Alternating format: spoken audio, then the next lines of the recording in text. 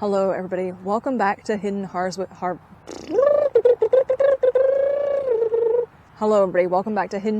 Liz. My name is Liz and we are in Middle Georgia, Zone 8A/B. I'm right there on the line. And today we have got to talk about starts and when starts need to go out. But first, I also recorded a little bit of footage talking about my sweet potatoes. Just a look at what we've got going on here with our seed starting area. I have got a whole bunch of my sweet potatoes going, and I have found that this method right here with the soil and everything works so much better than the cup of water.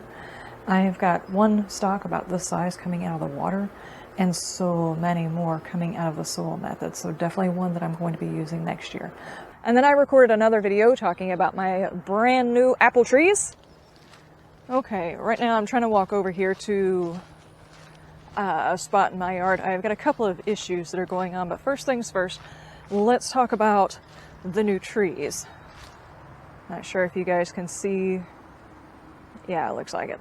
I have got two apple trees that we just did. I had full intentions of doing like a video. Hang on. Hi, girl.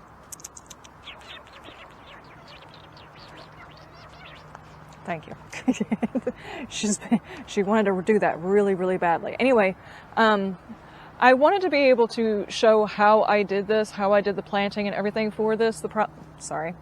I wanted to show how we were doing this, but the day that we were working on it, it was also the day that the big storms were coming through. So we had to try and quickly do a whole bunch of stuff. Like if you can see the background, my last video, I showed the yard. And we were having issues with our lawnmower, so we wound up taking a weed eater after the yard so we could clear the area so the plants could be planted, so we could burn off the burn pile and everything else like that. So we were doing all of that as the storm was coming in. We had a storm that started probably about 3 p.m. and we spent all day trying to get the yard prepped, get the burn pile burnt, and get these guys in before the storm hit. But these guys right now are just fine. Even though the storm put down a ton of water, they look like they're okay. We've got a little bit of a chill coming in tonight, and then our temperatures are supposed to be warming back up. So no growth, obviously, yet. That only happened like a couple of days ago. And then on top of that, I also recorded a video talking about my poor fig. And if you can see, there is actually growth on this fig. I thought we had killed it. I really thought the fig was dead because of over pruning, but it seems to be coming back. The only issue we're having right now is, let me see if I can see it. There is something inside the fig. I don't know if you guys can see it. There's a tiny hole here, a tiny hole here, and there's stuff coming out of the holes. I don't know what these guys are exactly. Anyway, I looked it up and apparently there's like a worm or something like that that bores into fig trees, and it recommends that you cut the parts off that are infested if you can. I don't know whether or not this fig is going to survive the next pruning it's probably going to have. So, to be determined on whether or not this fig will be here next year. Either way, this weekend we'll probably have to prune it down. Assuming I can find a good spot for us to prune it to and see what happens. So all of those videos, but ultimately what I really wanted to talk about today were when do your starts actually need to go out and go in ground. And the reason I'm talking about this is because I've got a few friends that I actually created starts for that are trying to figure out when the best time to plant their starts in the ground is. And the best thing you could possibly do is keep an eye on your weather. I have an app on my phone, most people do, where they can keep track of the temperatures. As it stands right now in my area, we are past our last frost date. Our frost date was March 31st. It is currently April 8th. Now, I sit here and I look through my app, which you probably can't see the screen to, and I just check the temperatures throughout the entire evening, and what I'm looking for is my lowest lows across an entire week. Now, in order for this to be helpful, you have to understand that most of the plants that you're going to be planting in this garden now, I do apologize for all of the vehicle sounds, that's very, very loud right now. It's a bad time to record, but I'm just going to record when I can and hope that everything turns out okay. The plants that we're planting right now are actually a summer crop, not a spring crop. The spring crops are actually your brassicas, like your broccolis and your cauliflowers and your cabbages and stuff like that. That's actually a spring crop. What we're talking about now is when do you plant out summer crops? And most of these summer crops don't like temperatures below 45, and most really don't like temperatures below 50. So that's the range we're working with, is 45 to 50. And it's not even just the ambient temperature, it's also the soil temperature that we're looking for to be around the 45 to 50 range every single evening before you put those plants in the ground. Now, for the most part, your peppers and tomatoes will probably survive in the ground in the 40s and up. Things like cucumbers, squashes, most of your melons or whatever, okra, the roselle, a lot of those, if the temperatures dip below 50 at night, they are really not going to do very well. They're not going to like it. Some of these plants will survive dips into the cooler ranges, but it may in fact stunt your plants. It could cause them to cause a whole bunch of issues. I had an issue with my pepper plants. I had an issue last year with my pepper plants. Now, there's been a couple of changes in my garden since then, but suffice it to say, I know that I planted out my peppers too early last year. And I don't actually have the exact date that I planted them because I did not keep a good garden journal. My last entry for last year's garden my last entry was like April 7th or something like that. I went back looking at my notes trying to figure out when I planted so I would know better this year. And as soon as I put things in the ground, I stopped writing. So there's another tip. Definitely do a garden journal. If you plan on gardening year after year, start a garden journal now. It will help you out the next year. But the area that I'm planting in here, let me show you guys. This area right here, right now, is in full sun. The only issue is early in the morning, I have got a rather large tree line. I have got a rather large tree line that is on the east side of my property, meaning that the garden doesn't actually experience any light until probably about 10:30, almost 11 o'clock in the morning. So if our temperatures hit, say, I don't know, 45 and even dip into the 44, 42, 43 range, the garden temperature will not start heating back up again until almost 11 o'clock, give or take like 30 minutes, depending on cloud coverage and things like that on the path and the time of year, quadratic equations. The point being is my garden doesn't warm up really fast. If the sun immediately hit my garden first thing in the morning, those low temperatures that are happening at night would not necessarily be as big a problem because, say, I don't know, sunrise is probably, what, 7:30 right now? When is sunrise nowadays? The exact sunrise. That way I can give you guys a better idea of what it is I'm talking about. Let's see, sunrise is 7:16, sunset 8:03. So if the sun rises at 7:16, and that's when the temperature starts going up, according to my app, that's when the temperatures are going to start increasing.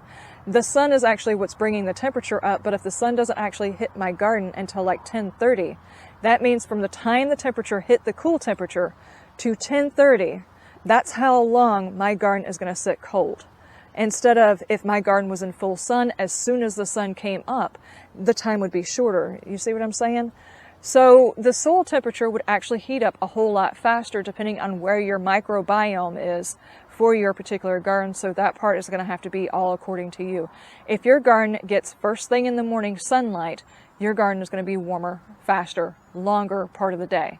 Whereas my garden, probably not, and probably won't be for like probably a few more weeks. I don't really need to put anything in the ground. These tomatoes, on the other hand, say they want to go in the ground now. This whole plant right here is screaming, please put me in the ground. My gardener brain is saying, please put plants in the ground before I manage to kill them, before they get root wrapped, and which they probably are, by the way. Editing Liz, if you don't mind, note down inside my notebook the exact date that I recorded this video, and that my tomatoes are probably root bound at this particular point, because that needs to go inside my notes. This is a Roma, this is a determinate style tomato, and if they get root bound in here, there's a chance it's going to stunt these tomatoes, which is a bit of a concern. I'm still working on my timing. But I've got a lot of plants over here that are screaming, please put me in the ground. One issue. The temperatures are still getting pretty low at night. Pretty low.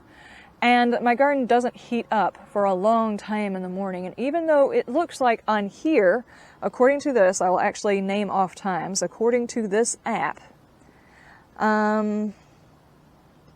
let's see, the concerning temperatures start at, I don't know, I would probably get concerned about 2 a.m. It hits 45 degrees. It doesn't start warming up again until 10 a.m. It's going to hit 51. So it'll bring it back over that. Now at 10 a.m., the sun will still be back behind my trees, so my garden's not going to get all of that sun immediately, which means outside is going to still be cold. So I have to decide, according to where my sun is, the temperatures, how long the cold is going to stick around, on whether or not to put my plants into the ground. All of that sounds very complicated. But the good news is each time you plant, you learn a little bit more about your area and if your area can handle planting into it early. I would definitely say, for starters, before you plant out your starts, you need to be past your last frost date. You also kind of probably want to have an idea in your area whether or not you experience any regular frosts happening after your last frost date. And here's why. In my area, I know from the time I was a child, every single year that we experienced Easter anywhere. And I say experience Easter anywhere because most of the time we didn't go inside of a church. We were usually outside doing stuff. I was always cold and always in a dress. Always cold. It didn't matter when Easter happened, I was cold. Which means the temperature outside was probably cold in most of the Easters I remember as a kid. Since I have been gardening, every single time after our last frost date, we have one more freeze. It could happen at any point. I don't know when. Now, the problem is we have not quite reached Easter yet. We're after our last frost date. The temperatures are getting to where they're starting to reach into the 51s, which is the best time to plant outside, but they're still dipping down. We have one that's down in the 39s coming up, and not only am I not planting these guys in the ground, I'm taking them back inside because I'm terrified after all this time. Aside from my plants just being stressed and possibly root bound at this point, I don't want the temperatures to kill them. So, let me see if I can figure out a way of summing all of this up if you were trying to figure out in your zone whether or not you should plant your plants in the ground yet or not. Are you past your last frost date? Notoriously, do you have frost dates that exist after your last frost date? Do you remember any other dates, whether or not it's Mother's Day, Easter, whatever, historically in your mind, in your area? Do you remember being cold outside? And I say that loosely because, you know, people in New York walking around in shorts when it's like 30 degrees is kind of odd to me. But in your area, has it been cold, say around Easter? Has it been cold on Mother's Day? Has it been cold, you know, around these other things that you might actually remember historically? And if you personally don't remember, or if you're new to an area, it might be time to ask the neighbors what they know about the weather. Does it experience a random last frost? Is it usually cold on Easter? Is it cold even up to Mother's Day? Are there any areas that, I don't know, like, what's one thing that always indicated to me that there was like an odd freeze that happened? The peach trees. I live in Georgia. The peach trees are always like the biggest thing because a lot of the times if you have the wrong type of peach tree, it'll put on its blooms too early and the blooms will get killed off when the last frost hits. So things like that. It's just odd little things that you might have to look into for your area. In my zone, in my area, because I'm making this specifically for some ladies that have been asking me when their plants go in the ground, you have to wait until the temperature sinks to no lower than 45 for several nights in a row. I know that sounds odd and it's very a loose thing. Right now I'm sitting here checking my forecast and I'm going, that temp's a little bit low. That temp's a little bit low. So what I'm looking at right now for my area tonight is going to be, now it's saying it's going to be 41. That's no good. Friday, Saturday, and Sunday, it's going to be in the 40s. Friday and Saturday, it's 43, 42. Those are very chilly. But after that, Sunday, 49. Monday, 58. Tuesday, 55, Wednesday, 54, Thursday, 59. These are good temperatures. So once I hit Saturday, where it's 42, the temperatures that I don't like, when it hits Saturday, if I look through the entire forecast downwind and I see no more mid to low 40s, I'm going to be like, okay, it's go time. I might still be taking a chance because I have always told myself I will always wait until Easter to plant. Easter is when? Sunday, April 20th.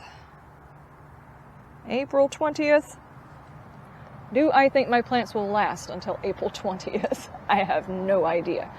But if I look through my forecast and all I do is see like dips in temperatures that keep happening down into the low 40s, I'm not going to put my plants outside. Not just because it's not freezing, but because the temperatures are too low for these plants to really appreciate the cold anyway. They don't appreciate the cold, rather. If you get temperatures that low, it's going to stunt them. There's a possibility that it might kill them, especially for younger plants. So I'm going to keep taking them in and out as long as the temperature is below 45. As soon as the temperature is not below 45, I'll just leave them outside. And they have actually stayed outside several nights in a row because the temperature didn't dip. But it was always one more really cold day left on the forecast. So I'm just keeping my eyes out and I'm waiting for the perfect moment.